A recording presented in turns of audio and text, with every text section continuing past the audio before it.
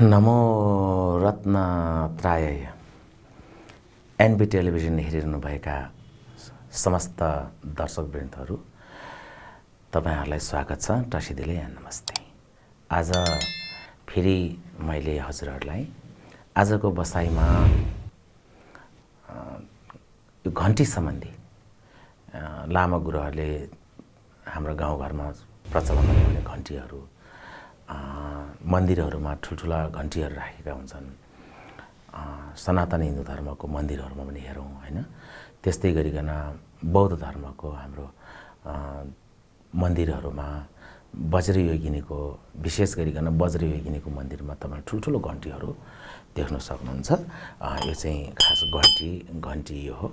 यो ठुलठुलो यस्तो चाहिँ घण्टीहरू हुन्छ। यो चाहिँ अब सानो किन भन्दाखेरि हामीले धेरै ठुलो उचाल्न नसक्ने भएको कारणले अब यो एउटा सानो यत्रो एउटा मान्छेले उचाल्न सक्ने र प्रयोग गर्न सक्ने र यसलाई यसरी चाहिँ बजाउन सक्ने एउटा चाहिँ घण्टी चाहिँ यसरी चाहिँ छ। र यो घण्टीको बारेमा धेरै मान्छेहरूले हामीलाई प्रश्न सोध्नु भएको थियो र यसरी चाहिँ प्रश्न धेरैजनाले सोध्नु भयो घण्टी के हो, बज्रा के हो, डमरू के हो। यो डमरूहरू चाहिँ त्यसै यो देखासेकीको लागि बजाएको हो कि घण्टीहरू पनि यसो मान्छेलाई देखाउनको लागि मात्रै हो कि अथवा साधना फलीभूत गर्नको लागि हो कि के हो त भन्दाखेरि अब सबैभन्दा पहिला तपाईँ हामीले के गरी बुझ्नु पर्यो भन्दाखेरि वज्र घण्टी डमरू भनेका चाहिँ साधकहरूको साधन हो। सिद्ध महासिद्धहरूको आफ्नो प्र्याक्टिस गर्ने अथवा साधना गर्ने साधन हो।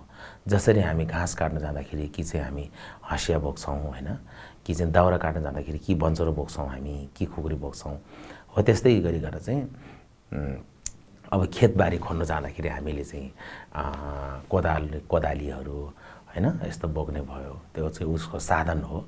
त्यस्तै गरिकन हामीले साधकहरूले पनि विशेष गरिकन यो योगीहरूले साधकहरूले जसले चाहिँ इष्टदेवको साधनाहरू गर्नुहुन्छ। अब इष्टदेवहरू पनि अब तपाईहरुको इष्टदेव के पर्छ हजुरहरूले आफ्नो इष्टदेव चाहिँ आफ्नो नजिक रहेको गुरुहरूलाई तपाईले सोध्नुभयो। आचार्यहरू हुनुहुन्छ, अहिले त खेम्बुहरू हुनुहुन्छ हैन, गेसीहरू हुनुहुन्छ।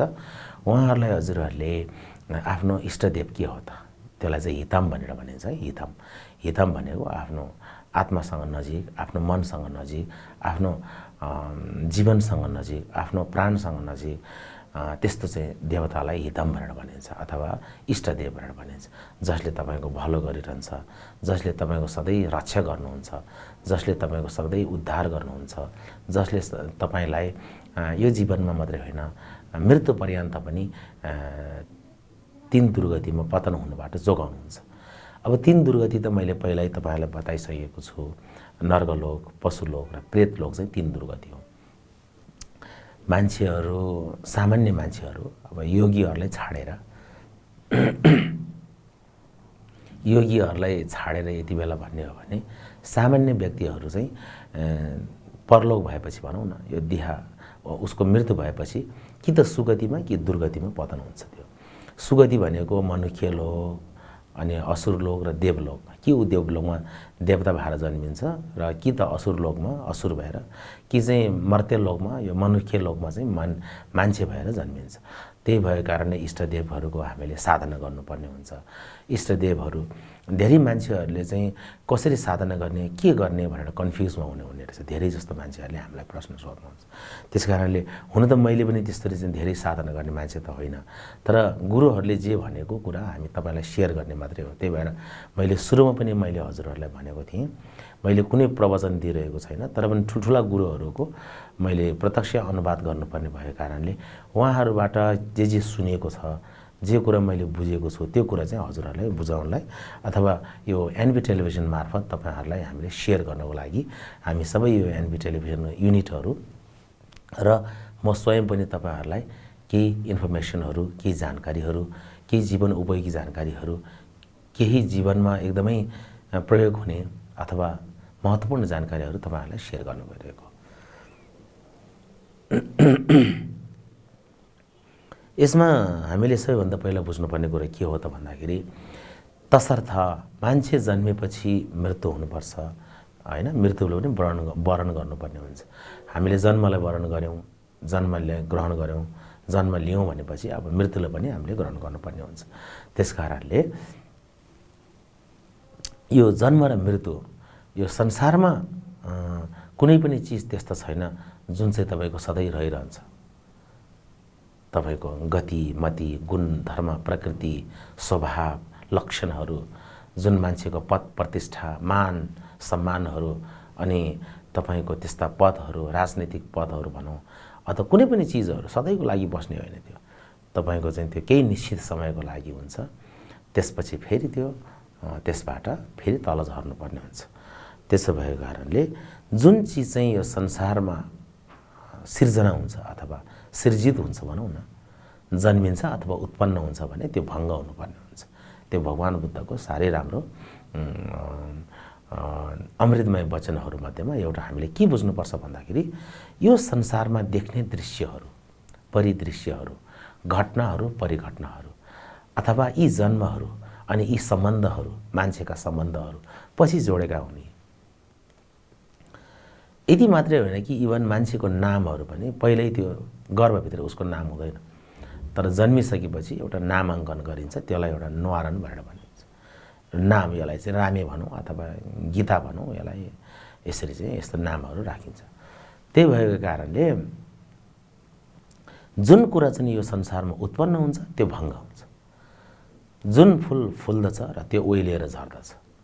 जुन व्यक्ति जन्मिन्छ र उसको मृत्यु हुन्छ। तपाईको रात भएपछि दिन हुने हो, दिन भएन किन भएको त रात हुनलाई हो। त्यसकारणले गर्दाखेरि यो हरेक चीजहरू चाहिँ परिवर्तनशील छ। हरेक चीजहरू चाहिँ यो मरणधर्मी छ। यो चाहिँ मरणधर्मी भनेको मर्ने टाइपको अथवा नाश हुने टाइपको, नाशधर्मी, मरणधर्मी। कुनै पनि चीजहरू सदाको लागि नित्य भएर बस्दैनन्। हामीलाई चाहिँ त्यस्तो लाग्छ कि सबै चीजहरू नित्य होला, यी सुन्दरताहरू पनि नित्य होला, यी शरीरका अङ्ग प्रत्यङ्गहरू सधैँ यस्तै रहिरहला, सुन्दरताहरू सधैँ रहिरहला, मान मर्यादाहरू सधैँ रहिरहला, यो प्रतिष्ठाहरू, मान प्रतिष्ठाहरू सधैँ रहिरहला, सम्पत्ति, समय र साथीभाइहरू पनि सधैँ रहिरहला भनेर सम्झिन्छौँ। तर त्यस्तो हुँदैन। त्यो परिवर्तन भइरहन्छ। कुनै बेला एकदमै नराम्रो शत्रु फेरि कुनै बेला मित्र भएर आउन सक्छ। त्यस्तो परिवर्तन हुन्छ। कुनै बेला एकदमै मिल्ने साथी, बेस्ट फ्रेन्ड भनेर भन्नेहरू फेरि कुनै दिन एकदमै घृणा गर्ने एउटा चाहिँ उसको दुश्मन बन्न सक्छ। यसले के देखाउँछ त भन्दाखेरि कुनै पनि चीजहरू, कुनै सम्बन्धहरू र कुनै वस्तुहरू, कुनै पदार्थहरू चाहिँ सधैँको लागि यो बसिरहँदैन। यो नाशवान छ, विध्वंस हुने, नाश हुने, गलेर जाने, ओइलिएर जाने, मरेर जाने र सिद्धिएर जाने, यस्तो चाहिँ ढलेर जाने अथवा गलेर जाने यस्तो स्वभावको हुन्छ यो वस्तुहरू। त्यो भएको हुनाले हामीले चाहिँ आफ्नो इष्ट देवताहरूको साधना गर्नुपर्छ। अब तपाईको इष्ट देवता के हो भन्ने कुरा चाहिँ नजिकमा रहेको खेम्पो गुरुहरू, आचार्य गुरुहरूलाई हजुरले यसरी चाहिँ हेराउनु भयो भने राम्रो हुन्छ। चिन्ह हेराएर तपाईको इष्टदेव थाहा पाउन सकिन्छ। जस्तै कसैको बुद्ध हुन्छ, कसैको गुरु रिम्पोछे हुन्छ, कसैको अवलोकितेश्वर हुन्छ, छेरेसी, कसैको वज्रपानी होला, कसैको ग्रीन तारा होला, कसैको व्हाइट तारा होला, हैन, सप्तलोचन श्वेत तारा भनेको व्हाइट तारा, अनि कसैको ग्रीन तारा हुन सक्छ, हैन, कसैको मञ्जुश्री होला, कसैको क्षिति गर्भ होला, कसैको आकाश गर्भ होला, हो यस्तो यस्तो हुन सक्छ। कसैको सम्बन्ध भद्र होला। अब आफ्नो आफ्नो एउटा चाहिँ इष्टदेवहरू के हुन्छ एउटा हुन्छ र इष्टदेवको जहिले पनि हामीले साधना गर्दाखेरि यसरी वज्र र घण्टीलाई हामीले यो वज्र र घण्टी चाहिँ हामीले प्रयोग गर्नुपर्ने हुन्छ। एकदमै साधनालाई गोप्य रूपले गर्नुपर्छ।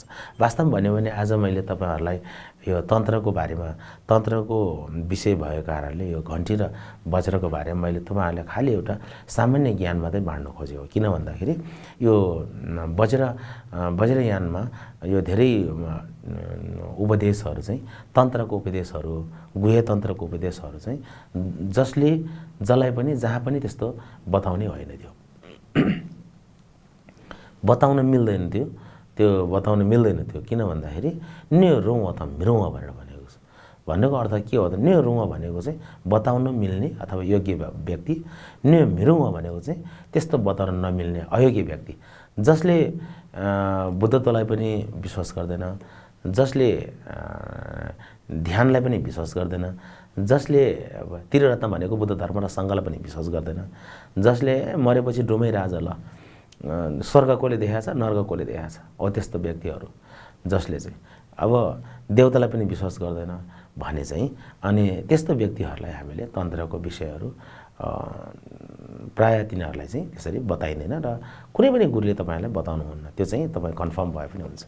त्यसो भएको कारणले यदि तपाईँलाई त्रिरत्नप्रति विश्वास छ, यदि तपाईँ बोधिचित्त साँच्चै नै उत्पन्न गऱ्यो भने अरूको हित हुन्छ, यदि तपाईँले अरूको कल्याण गर्न सक्यो भने आफ्नो कल्याण हुन्छ भनेर सोच्नुहुन्छ भने र जन्मेपछि मर्नुपर्ने रहेछ र मरेपछि कहिले पनि दुर्गतिमा नरकमा पतन नहोस्, बरु मेरो सुगतिमै जन्म होस् भनेर तपाईँले यदि त्रिरत्नलाई शरण गमनमा जाने हो भने बोधिसत्वको सिल लिएर तन्त्रको ज्ञान लिन मिल्छ।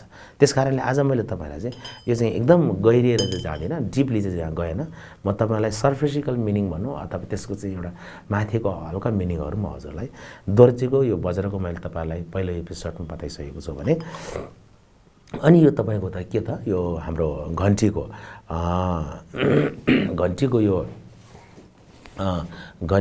जति पनि घन्टीको जति पनि योहरू छ अरे यहाँ घन्टीको तपाईँले यहाँ देखिरहनु भएको छ। अब माथिको यो चाहिँ हेर्दाखेरि चाहिँ तपाईँको कस्तो भने यसमा तपाईँको चाहिँ 5वटा जस्तै तपाईँको यहाँ चाहिँ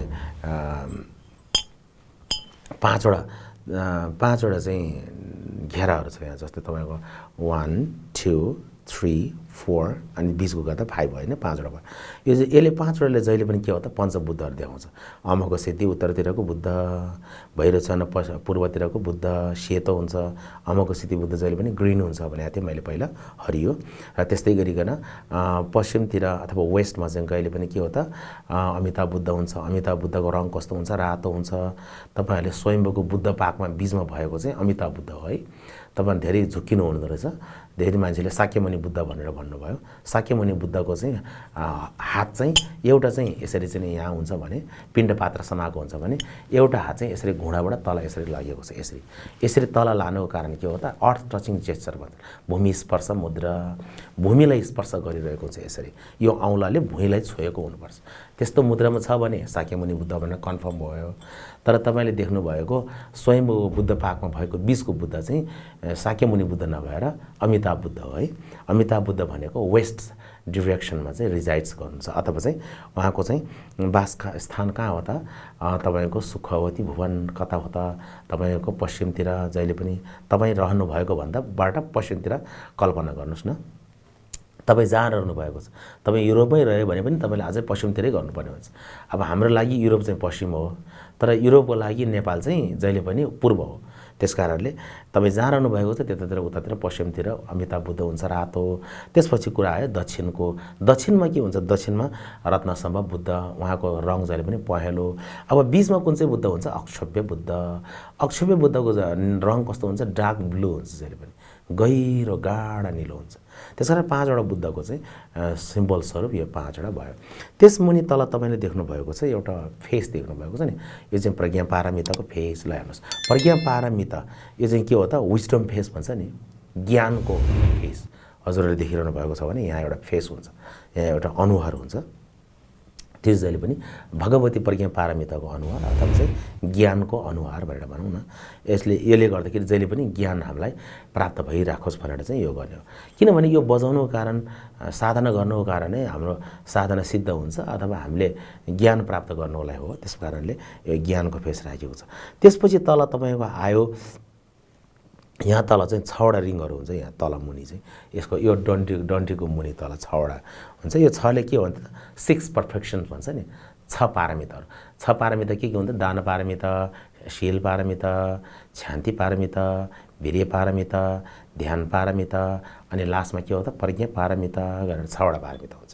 यो 6वटा पारमितालाई सिम्बल गरिरहेको छ, सिम्बल गरेको छ यहाँ चाहिँ है। अनि त्यस कारणले तल एउटा के छ त भन्दाखेरि चाहिँ अब तल के छ यो चाहिँ वज्र रत्नहरू भन्छ। यो चाहिँ वज्र रत्न भनेको कहिले पनि विनाश नहुने यस्ता प्रकारको अलङ्कारहरू। हाम्रो अलङ्कारहरू त सुन चाँदी त हराउने, अरूले लुट्ने हैन, आगोमा जलायो भने गल्ने, अनि फेरि लिक्विड हुने, त्यसपछि फेरि सेलाएपछि अलि सोलिड हुने, त्यस्तो हुन्छ भने अब यस्तो अलङ्कारहरू चाहिँ यो अविनाशी हो। न त कहिले डढ्छ, न त कहिले जल्छ, न त कहिले नाश हुन्छ, यो अविनाशी छ। यस्तो प्रकारको अलङ्कार हो। त्यसकारणले यो बीजको भागहरू जुन तपाईँले खाली देख्नु भएको छ, यो बीजको भागले के देखाउँछ त भन्दाखेरि यो चाहिँ बीजको भागको माथि तपाईँले एउटा के झुन्डिएको छ देख्नुभएको होला। यो ठुल्ठुलो घन्टीमा चाहिँ तपाईँले ठुलो देख्नुहुन्छ, यहाँ चाहिँ सानो सानो देख्नुहुन्छ। यसले चाहिँ के हुन्छ त भन्दाखेरि यो चाहिँ हामीले बुद्धत्व प्राप्त गर्नको लागि एउटा शुभ सङ्केत। आज राम्रो सङ्केत भयो, राम्रो चाहिँ शुभ सकुन भयो भन्छ नि मान्छेले, हो त्यसो बुद्धत्व लाभ गर्नको लागि चाहिँ त्यो गर्ने। अनि तल एउटा घेरा देख्नुहुन्छ तपाईँले, यो चाहिँ तपाईँको पद्मगर्भ भन्छ यसलाई चाहिँ पद्मगर्भ भन्छ। यहाँ तल भएको घेरोलाई पद्मगर्भ भनेर भनेको छ। त्यस कारणले हजुरहरूले के बुझ्नु पर्यो त भन्दाखेरि अब त्यो अघि फेस मुनि चाहिँ एउटा यहाँ फेस माथि फेस देख्नुभयो होइन, फेसको मुनि एउटा कलास छ एउटा, त्यसलाई हामी फुम्बा भन्छौँ नि होइन। भोट भाषामा, शेर्पा भाषामा, हाम्रो तामा भाषामा फुम्बा भन्छौँ, तामा भाषामा गुरुङहरूले पनि फुम्बा नै भन्नुहुन्छ होला। र यो चाहिँ यो एउटा फुम्बा छ, त्यहाँ तल एउटा कलश छ। त्यो कलशले के देखाउँछ त भन्दाखेरि यो चाहिँ दीर्घायु छ कलश। अब प्र्याक्टिस गर्दा गर्दै मान्छे खस्यो भने त उसको प्र्याक्टिस त मृत्यु भयो भने त उसको प्र्याक्टिस पूर्ण नहुने भयो। प्र्याक्टिसको अवधिभरि चाहिँ ऊ चाहिँ आयु हुनु पऱ्यो क्या, ऊ बाँच्नु पऱ्यो। त्यसकारण लङ लाइफ होस् भनेर चाहिँ लङ लाइफ स्वरूप चाहिँ अथवा दीर्घायु स्वरूप, चिरञ्जीवी स्वरूप, लामो आयु स्वरूप, अनि उसको आयुमा केही बाधा नहोस् भनेर त्यस्तो सङ्गीत स्वरूप चाहिँ यहाँ एउटा तपाईँले त्यो देख्नुहुन्छ। ल हेर्नुहोस्, र त्यसपछि तल एउटा फुलको यस्तो देखिन्छ। तपाईँले यहाँ यसरी हेर्नुहोस्, यहाँ चाहिँ फुल छ। यो चाहिँ लोटस थ्रोन भनेको मतलब चाहिँ यो चाहिँ के हो त भन्दाखेरि यो चाहिँ पद्मासन। पद्म आसनमाथि यसरी चाहिँ पञ्चबुद्धहरू बसेको छ भनेर याद गर्नु पऱ्यो। अनि त्यसपछि गएर यहाँ तपाईँले यहाँ देख्नुहुन्छ यहाँ चाहिँ 8वटा यो 8वटा छ। हेर्नुहोस् त यो 8, 1 2 3 4 5 6 7 8 छ, 8वटा छ। यो 8वटाले के हो त 8वटा बोधिसत्वहरू देखाउँछ। मैले अस्ति बजारमा पनि तपाईँलाई भनेको थिएँ नि 8वटा बोधिसत्वहरू के हुन् भनेर चाहिँ। सबैभन्दा जेठो बोधिसत्व लोकेश्वरदेखि लिएर 8वटा बोधिसत्व हुन्छ है। त्यसरी 8वटा बोधिसत्वहरूको त्यो गर्ने। र त्यसपछि चाहिँ यहाँ त्यो मुनि फेरि एउटा फेरि त्यहाँ 16वटा चाहिँ वज्रहरू राखेको हुन्छ होइन। सानो वज्रहरू 16वटा यसरी तेर्सो पारेर राखेको छ नि। यो 16वटा वज्रहरूले चाहिँ के हुन्छ, 8वटा चाहिँ सामान्य पूजा देवीहरू हुन्छ। त्यो म अर्को एपिसोडमा हजुरहरूले बताउँछु। पूजा देवीहरू हुन्छ, हामीले त्यो पूजा गर्दै जाँदाखेरि पूजा देवीहरूले फुल लिएर बुद्धलाई चढाउने हो, फेरि पूजा देवीहरूले माला लिएर बुद्धलाई चढाउनु, पूजा देवीले धूप लिएर बुद्धलाई चढाउनु। यसरी हामीले सिधै चढाउने होइन। त्यस्तो पूजा देवीहरू चाहिँ सामान्य पूजा देवीहरू 8वटा हुन्छ। र तन्त्रमा मातृतन्त्रको अन्तर्गत चाहिँ मातृतन्त्रमा फेरि 8वटा देवीहरू हुने भएको कारणले जम्मा 8 दुना 16 भयो। त्यस कारणले यो वज्र 16वटा वज्र हुन्छ। हजुरले गर्नुभयो भने पनि तपाईँले यहाँ देख्न सक्नुहुन्छ। यसरी चाहिँ त्यो भएको छ।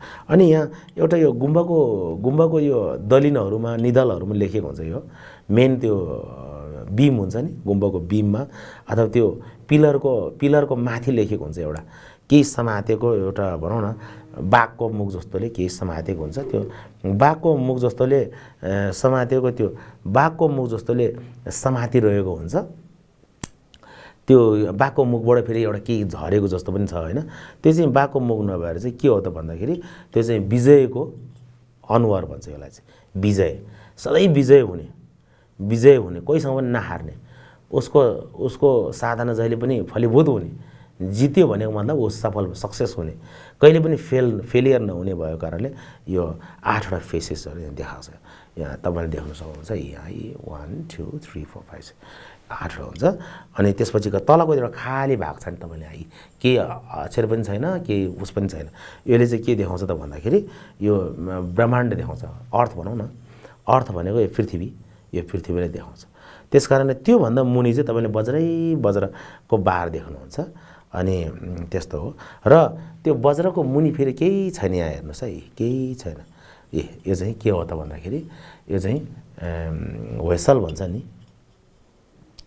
अथवा यो सल्की ठेवा भनौँ न, यो चाहिँ लाइटको यो चाहिँ प्रभास्वरको माला, प्रभास्वर भनिसकेपछि त्यो योगीको चाहिँ पर्फेक्ट उसको चाहिँ के त उसको पर्फेक्ट प्र्याक्टिसहरू चाहिँ पर्फेक्ट भइसकेपछि एकदमै फलीभूत भएपछि चाहिँ अनि ऊ चाहिँ एउटा लाइटको रूपमा रहन्छ। भनेको मतलब के हो त भन्दाखेरि उसलाई कसैले नराम्रो भने पनि चित्त दुख्दैन, ऊ जहिले पनि लाइट हो। अब लाइट हो, त्यसको नराम्रो साइड पनि केही पनि हुँदैन, लाइट गरुङ पनि हुँदैन, लाइट हरियो पनि हुँदैन, लाइट फोहोर पनि हुँदैन, लाइटलाई धुनु पनि पर्दैन, लाइटलाई खाना खुवाउनु पनि पर्दैन, लाइटलाई सरापे भने लाग्ने पनि होइन, अनि लाइटलाई राम्रो हो भनेर ढोग्यो भने पनि उसले आशीर्वाद पनि दिँदैन। हो त्यस्तो हो लाइट भनेको, त्यस्तो त्यस्तो अवस्थामा योगीहरू पुग्ने भएको कारणले यो हामीले घन्टी चाहिँ यसरी छ। अब यो घन्टी यसरी बजेको, यो घन्टीको साउन्ड चाहिँ के हो त भन्दाखेरि यो चाहिँ तोङबाङ्गी ढ भनेको मतलब चाहिँ शून्यताको आवाज हो, ध्वनि हो, त्यति हामीले बुझिराखौँ। अनि त्योभन्दा हामी गहिरो नजाउँ, किन भन्दाखेरि यति बुझ्नुभयो भने तपाईँले करिब करिब चाहिँ हामीले के हो त भन्दाखेरि घन्टी र वज्रको अर्थहरू हामीले बुझ्छौँ। त्यस कारणले घन्टी र वज्र जसले पाए त्यसले बजाउने होइन।